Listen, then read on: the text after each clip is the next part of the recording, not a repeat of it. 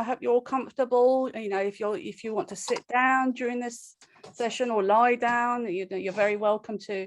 This is my usual decor. I'm in my partner's craft room. My kind of space is more kind of more telling of me. So I'm not into plates, just to make people aware. Hello, yeah, I'm Dolly Sen, and I am a I am a artist. There's a little bit of my art. I'm a writer. I've written over 10 books. I actually don't know how many I've written. And I'm a performer, and I'm a filmmaker. And I've been doing this for about 20 years. So let me just tell you a bit of my story. I mean, I do have a mad heart. And I've always said that madness is not about the broken brain. It's about the broken heart. And the mental health system has to catch up and understand this. So I've had my heart broken by like childhood abuse and neglect and all sorts of other stuff.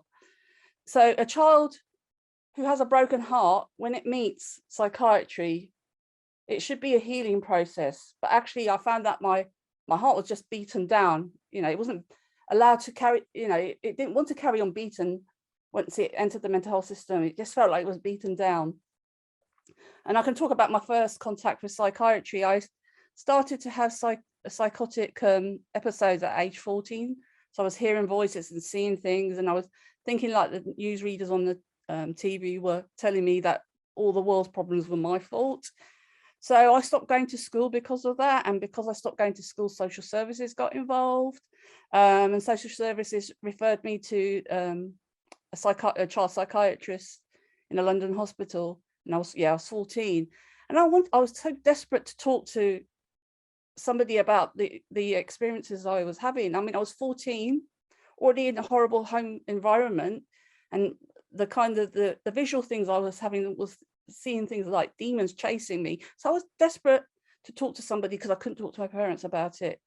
So I went into this consulting room with this psychiatrist. Didn't even look up at me.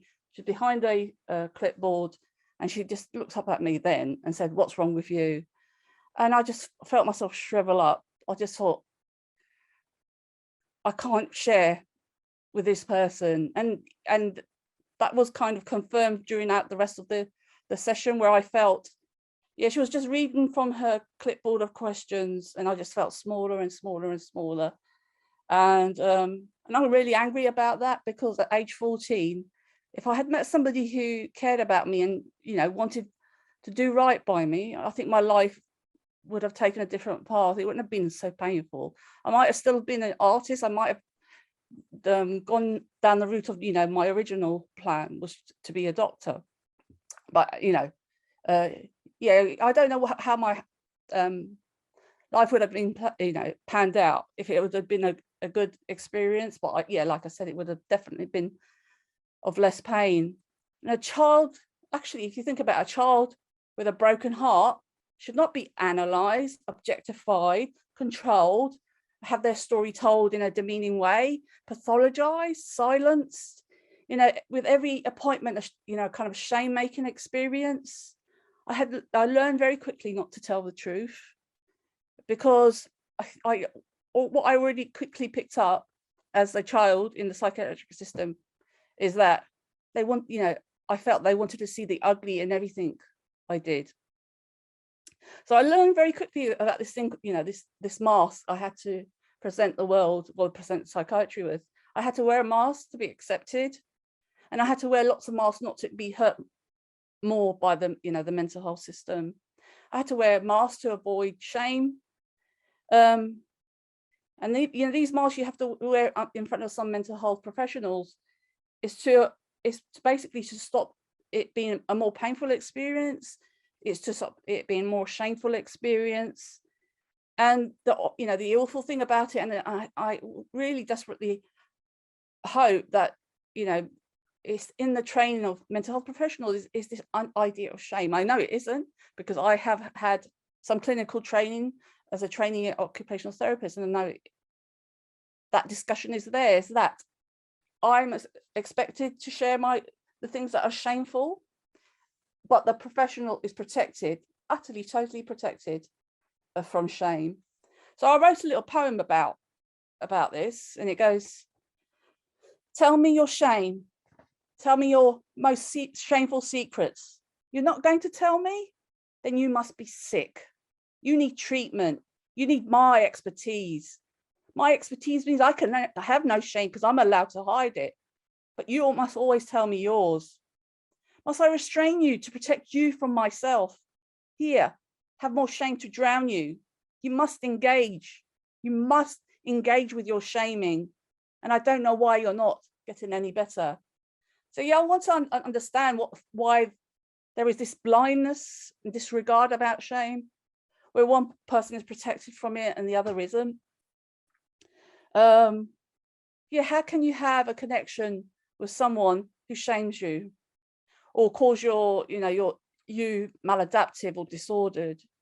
So basically, this is one of my art pieces. I say you cannot pathologize the heart, but that's what a lot of the mental health system does, is do that. You can't shame the heart into wellness. You can't shame it into beauty, and you can't shame it into peace. So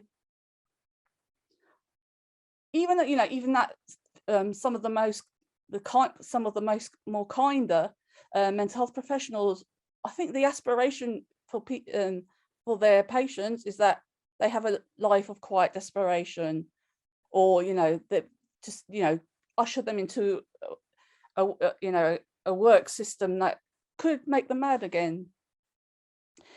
Anyway, apart from a few decent people in the mental health system, psychiatry didn't help me. I spent the next 16 years alone in my room, too scared to do anything. I was literally petrified into not moving for like 16 years. And the only time I went out was to help my mum with her shopping, or going to mental health appointments, only to come out feeling kind of humiliated.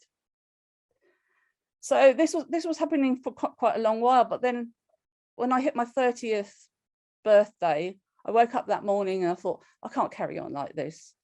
Today I'm going to either end my life, or I'm going to just give my life everything I've got. Because if I was going to wait for psychiatry to heal me, I was going to wait a very long time. So I had to do something. So yeah, I said I'm going to try and be an artist. And that very simple decision has had really profound and, I think, beautiful implications. And also thanks to that just one thought, I'm now, like I said, I'm now an award-winning writer, artist, performer, and filmmaker. And my stuff has been shown worldwide, in every continent, which I'm really happy about. And I also speak internationally, although we haven't done so the last couple of years like a lot of people, including speaking to policymakers at the World Health Organization. But believe it or not, before that, when I was 30, I was so terrifically shy, so shy. I had the diagnosis of severe social phobia. So how did I go from social phobia to being able to perform and do public speaking?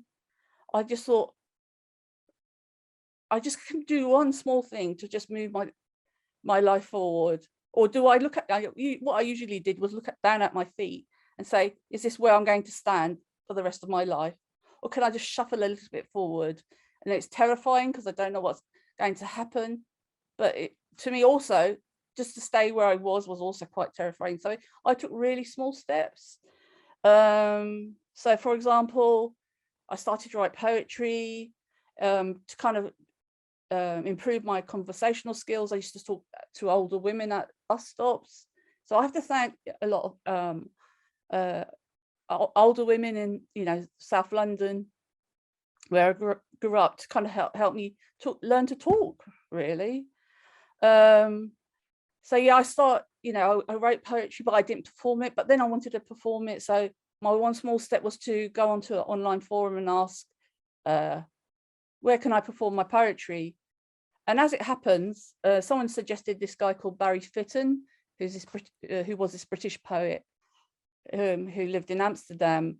And I thought, wow, this is a way to, start my performance career and visit, a new city at the same time. So yeah, it was actually the first time I visited a city in Europe, and I went over there, and he was a really lovely guy, huge guy. It's like a big bear with a big heart, and he was putting on a arts and performance night at the squat he lived in. When it came to my turn to read, I said to Barry, I was holding my, the piece of paper like this. I said, Barry, I can't do it. I can't do it. I changed my mind. I want to go back. And I'm not a skinny little thing, but he picked me up and he threw me on the stage. He said, people need to hear your poetry. And once I read my poetry, my voice was shaking, my hands were shaking. But once I did it, I realized I had done the right thing. And art has saved my life. I don't think I would be alive if I didn't have art, because art will show you for a lot of people, it will show them the road home to themselves. Another example is when I wrote my memoir, The World is Full of Laughter, in 2002.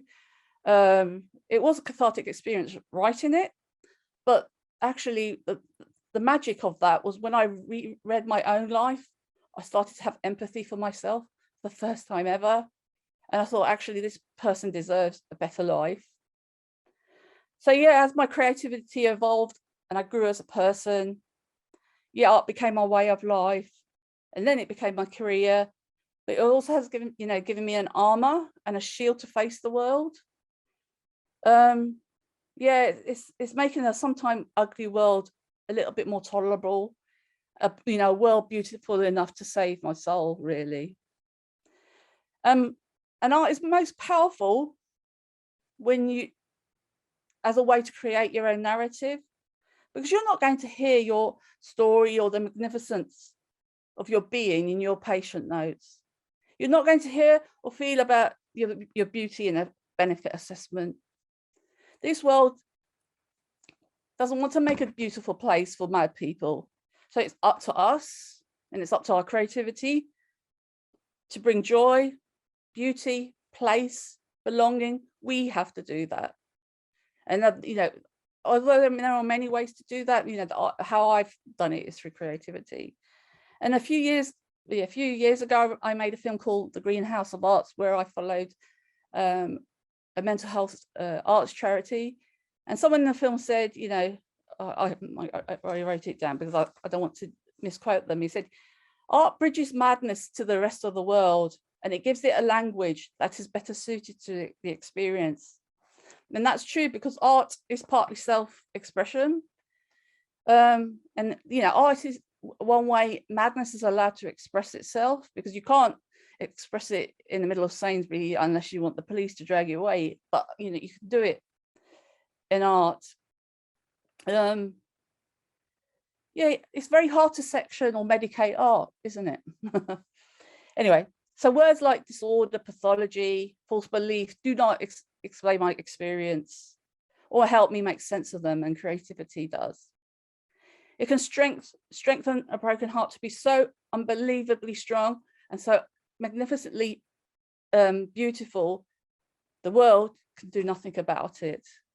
It has made me strong enough to stand up to monsters and unmask the monsters. The world is so messed up. I don't need to tell you that. And if you're in the mental health system, you know this to be true.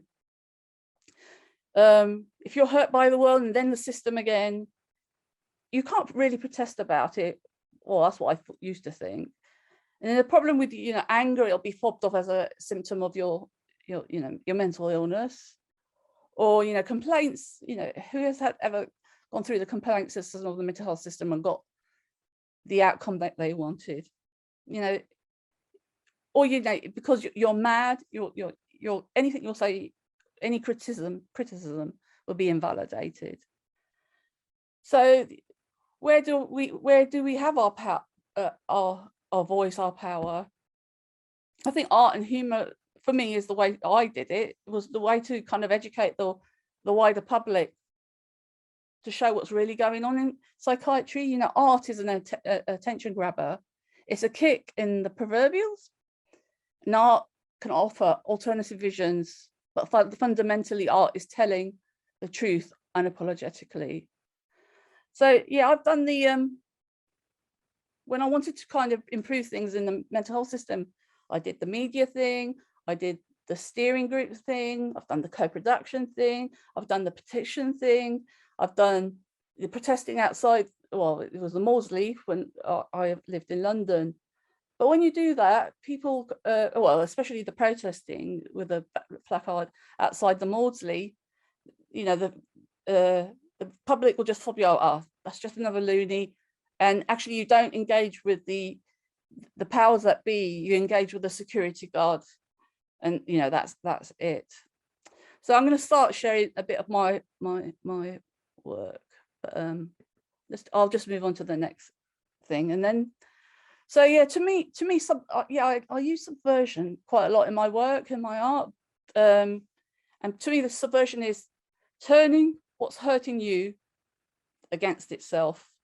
So, for example, I, as a patient, but also as a professional in the mental health system, when I was training to be an OT, I didn't finish my degree because I was just so disillusioned. But one of the things I've done is like subvert forms. So the risk assessment in psychiatry, you know, everyone knows what that's like. You know, people in the system seem to care more about what risk you present than actually, you know, what is putting you at risk in the system and outside the system. So I made a pretend form called the institutional attendance risk called Tiara, and it kind of puts it on its head. So like neglect, are you at risk of neglect from services? Is there a previous neglect or history of neglect and inadequate care from services? And so on. There's stuff like exploitation, violence, you know, have you been restrained? Substance abuse, have you been forced to take drugs that you know have negative health implications, including death? And insight, does the mental health system have insight to its abusive nature? So yeah, it's not just the mental health system. I kind of try to subvert all things. So like the poor and the disabled came off really bad during the corona virus pandemic. So I kind of, you know, coronavirus, wash your hands off the disadvantaged, etc., etc. I also have subverted stuff like the Mr. Men. So this guy, to kind of show what's going on in psychiatry. So this man, it doesn't matter if you've had your benefits stopped, can't pay the rent, and professionals don't return your phone calls. Your anger is part of your illness. But the best thing I did with my then hospital, the Maudsley Hospital, I TripAdvised it. I won't read the whole thing because, you know, I don't know I have no concept of space or time. But so yeah, I TripAdvised it. An inpatient stay there, and I did that about 15 years ago. And what was amazing is that the powers that be at the Maudsley understood and was aware of the power of this TripAdvisor, because it was shared quite widely on the internet, to the point when I was asked to curate an exhibition that had links to the Maudsley. My co-creator said it was really hard because I was in a room of Maudsley head honchos, and they said when I said your name, they said, do you realize that's the person who did the TripAdvisor review of the Maudsley Hospital? And he wanted to say, yeah, that's why I've asked her to do that, but he didn't. He had to argue the case, really. But yeah, the fact that it's reached the top and it's still irritant, I like the idea of.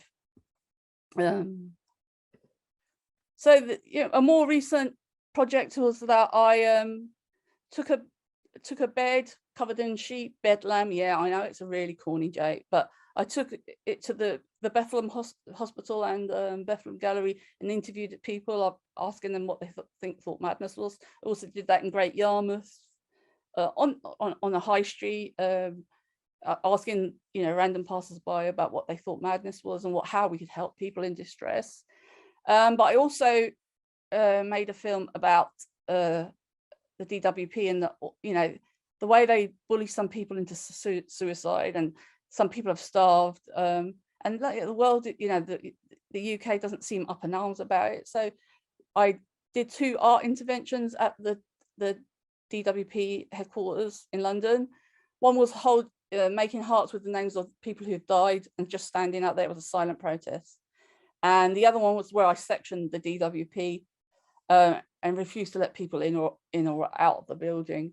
So yeah, you can see that I'm using art, I'm still using humor. And yeah, my work is starting to get, actually, you know, when you get older, you're supposed to be calming down. I am not. I am becoming more and more kind of radical. So yeah, I made a film about that, and it was a way to, it might not change the system. You know, we only stopped the DWP from working one morning. We didn't, you know, shut the building down. But my film is providing evidence, you know, as to what is happening to disabled people in the UK. So art is personal, it's protest, and it's power. Anyway, coming to my most recent, well, the one I'm working on at the moment is called Birdsong from Inobservable Worlds.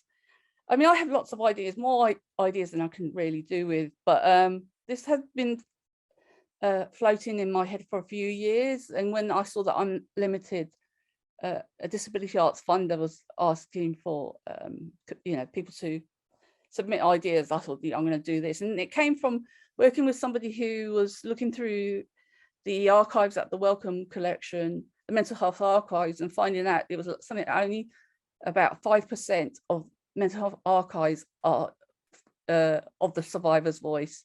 It's mostly the mental health professional there. Yeah, and I just was quite angry at how little the survivor voice was there, and how the human being, the one with the beating heart, the one with the dreams, was lost, silenced, demonized by the professional voice. So yeah, my take on it was, you know, why should the people who've never visited the land be that country's prime historian? And how can we tell our true stories when our words are seen as sickness? So Birdsong from Inobservable Worlds, what I'm working on at the moment is going to release 3 books, and it's kind of related to my own personal experience. So it's going to talk about the misogyny and the mental health system. The second book will be queer phobia and all its ramifications and the mental health system. And the third book will be racism and the mental health system. So that that Cuckoo Nest, well, our imprint is called Cuckoo's Nest Publishing, is, you know, the cuckoo put in somewhere they don't want, but it still wanted to sing their song. So those are the 3 books. But I also am making 3 performances related to misogyny, homophobia, and racism as well.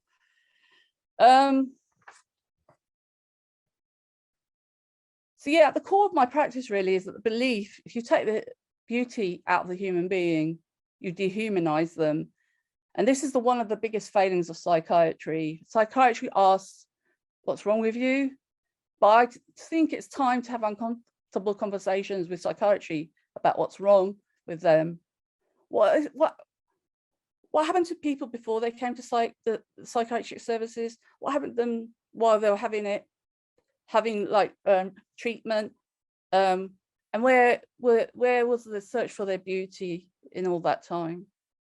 So yeah, I'm just on the kind of home stretch of my talk, so I'll read out what I've written. So as long as psychiatry wants to make people ugly, which is only a mask, it is not who people are fundamentally. The pain will just continue, and the truth of our lives left behind. Our patient notes do not tell our story. All you'll find there is judgments of inobservable worlds. The mental health system does not try it and lean in and try to hear the faint birdsong there. You know, then they should, it's beautiful. So the reason I'm doing this, you know, we have to be the singer and the song for those who have forgotten how to sing and those who've been silenced forever. I have many, many friends who are in the ground because mental health system has let them down. So I say, let the quiet birds sing, and one day we'll drown out the hunters. And yeah, this is, you know, I have a mad heart, and it's not beaten, it's beating. And it you know, extends to everyone, you know, mad or not, that, you know, I read an article about the regrets of the dying, and one of the regrets is that people wish they had the courage to live life truth to themselves and not what was expected of them. So I say, honor your heart, honor yourself, and honor your decency. And that's what creativity did for me, and I hope it does for you. You know, dispense with the masks, yeah, and, you know, actually have the right to be beautiful. So thank you.